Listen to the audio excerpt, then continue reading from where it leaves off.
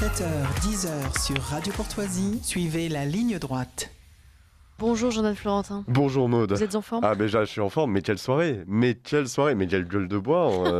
Alors Oui. positif pour certains, négatif pour d'autres. Et j'imagine, voilà, certains ont cette gueule de bois, certains une mauvaise, comme je vous le dis, parce qu'ils ont dû passer une soirée bien triste. Et franchement, je vais vous dire, franchement, faut s'en réjouir. C'est l'arme de gauchiste. Moi je trouve que ça nous fait du bien après toutes ces années d'attaque et de censure envers le camp national. Je veux dire, j'étais vraiment heureux devant les images de la place de la République. Et puis ensuite, j'ai vu qu'il n'y avait pas un seul drapeau français. Et ça me donne encore plus envie de voter le 7 juillet. Bon, et surtout, quel rebondissement tout au long de la soirée. Alors, on a un coup sorti le champagne, on l'a rangé, on a vu dans un premier temps que Louis Boyard, Raphaël Arnaud, Philippe Poutou avaient été éliminés dès le premier tour, puis finalement non, puis finalement si, puis finalement non. Alors, rappel de ne pas tweeter avant les résultats définitifs du ministère de l'Intérieur. Dans certaines circonscriptions, il ne faut pas s'avancer trop vite, tant que certaines grandes villes n'ont pas été dépouillées. Alors, je précise, il y avait quand même 3 petits drapeaux français, place de la République. On les voyait pas beaucoup. Français. Mais non, on les voyait pas, ils étaient cachés derrière les kéfiers, les drapeaux palestiniens, le drapeau du Hamas. Et il y a surtout eu des bonnes nouvelles, Jordan Florentin. Ben oui, Maud, ça dépend de quel côté vous vous placez. Mais si, comme nous, vous êtes du bon côté, c'est-à-dire de celui qui ne veut pas voir l'extrême gauche, voire parfois l'ultra-gauche, quand il s'agit de Raphaël Arnaud prendre le pouvoir dans ce pays, eh bien, vous ne pouvez que vous réjouir. Car déjà, juste une chose, le Front populaire antisémite, radical et extrémiste n'est pas premier. Déjà, rien de ça. Ça veut dire que malgré leur immonde propagande et le fait que tous les sportifs, les associations, les artistes se soient mobilisés, le camp national et les gens raisonnés qui souhaitent l'alternance républicaine ne sont pas tombés dans le panneau. Vous vous rendez compte que tout seul, le RN a fait plus que toute l'opposition qui s'est levée contre lui. Ensuite, les bonnes nouvelles pour ceux qui se sentent de ce camp national. La réélection dès le premier tour de Marine Le Pen, de Sébastien Chenu, Julien Oudoul, Edwige Diaz, Laure Lavalette, Alexandre Loubet. Souvent, on les qualifie de députés stars du Rassemblement national. Ce sont les plus visibles et les plus proches de la présidente de groupe et ils ont fait un score exceptionnel hier.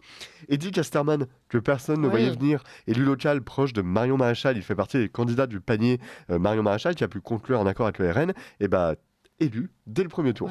C'est fou. Thibaut Monnier, directeur de l'ICEP, directeur de campagne de Marion Maréchal et un de ses plus proches amis qui a fini en tête du premier tour dans la 4e circonscription de la Drôme. Il y a des bonnes nouvelles comme ça. Et puis ce score, surtout 34%, rappelons-le, c'est historique. Est-ce qu'on se rend bien compte? 2 députés en 2012, peut-être 300 en 2024. Vous vous rendez compte de la propulsion et de la dynamique en 12 ans? Et puis excusez-les, les gens en ont marre de se faire planter dans la rue, c'est comme ça.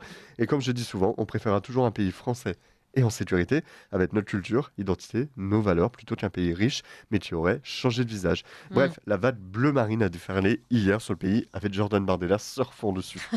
On vous disait que le Rassemblement national a gagné dans tous les cas, pourquoi? Oui, moi j'y crois. Je crois que le RN a gagné dans tous les cas. D'abord parce qu'il y a cette victoire dans les esprits hier soir, cette victoire du peuple qui gagne lorsqu'il vote, c'est le slogan de Marine Le Pen, lorsque le peuple vote, le peuple gagne. Vous savez, j'ai eu un doute quand j'ai vu le taux de participation qui montait à 70%. Je me suis demandé quelle interprétation en faire, est-ce que ça veut dire que est-ce qu'il y a une mobilisation, un front républicain contre le RN, comme ils le disent.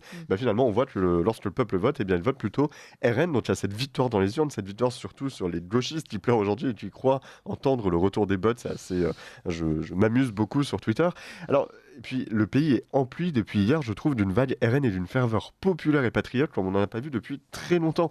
On sent qu'il y a une espèce d'atmosphère d'allégresse dans l'air et je partage pas, pour vous dire, le pessimisme de vos précédents auditeurs que j'écoute attentivement. Ne craignez pas, vraiment, dans tous les cas, le RN sera amené à gouverner, c'est mon hypothèse. Soit il y a une majorité absolue, et croyez-moi, c'est absolument pas délirant, d'abord par une large mobilisation dans les urnes face au danger que représentent Mélenchon et le Front populaire, quand on voit que dès hier soir, ils brandissaient en étendard Rima Hassan, celle qui est ambiguë avec le Hamas, et les drapeaux palestiniens place de la République, en insultant les policiers et en leur faisant des bras d'honneur tout en chantant « Tout le monde déteste la police ». Le RN n'a même plus besoin de faire campagne, vous voyez, ça a bien fonctionné pour le premier tour. Donc déjà, il ne faut pas être sûr qu'il peut y avoir cette déferlante dans les urnes. Autre hypothèse, les républicains usurpateurs, ceux qui se revendiquent encore du parti, alors que le patron Éric Ciotti a clairement fait un accord avec le RN, les Annie Genevin, les Laurent Wauquiez, les Agnès Evren, s'ils sont intelligents, s'ils sont assez stratèges et s'ils ne sont pas bêtes, ils rejoignent cette grande alliance des droites. C'est leur seule façon de sauver leur peau. Ou en tout cas, ils permettent une coalition à l'Assemblée qui permet une majorité pour Jordan Bardella. C'est une hypothèse. Je ne crois pas tellement, mais c'est une hypothèse. Une autre, plus fantasque mais pas impossible, aucune majorité. Macron ne peut pas gouverner. C'est le chaos. Il est donc contraint à démissionner.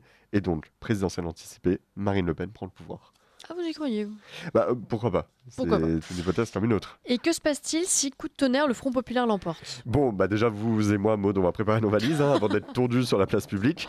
Mais je vais vous dire, si le nouveau Front populaire, antisémite, radical et ultra-violent de Jean-Luc Mélenchon l'emporte, vous savez quoi? Tant mieux.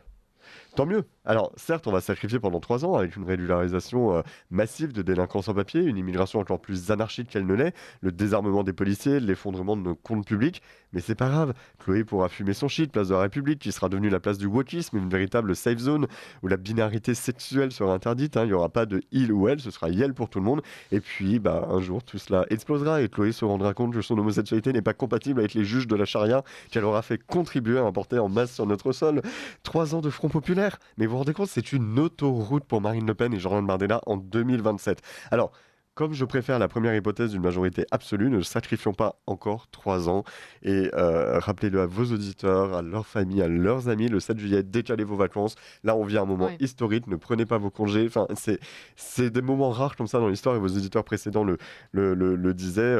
Il y a un moment, c'est comme une révolution, en fait. Donc, on décale ses vacances, on ne prend pas ses congés, c'est pas grave, on sacrifie, mais il faut aller voter le 7 juillet pour faire barrage avec le Front républicain national face au danger du Front populaire antisémite, islamiste et immigrationniste. En 20 secondes, Jordan Florentin, là, on a vu effectivement un taux de participation énorme. On n'avait pas vu ça depuis 30 ans, 40 ans.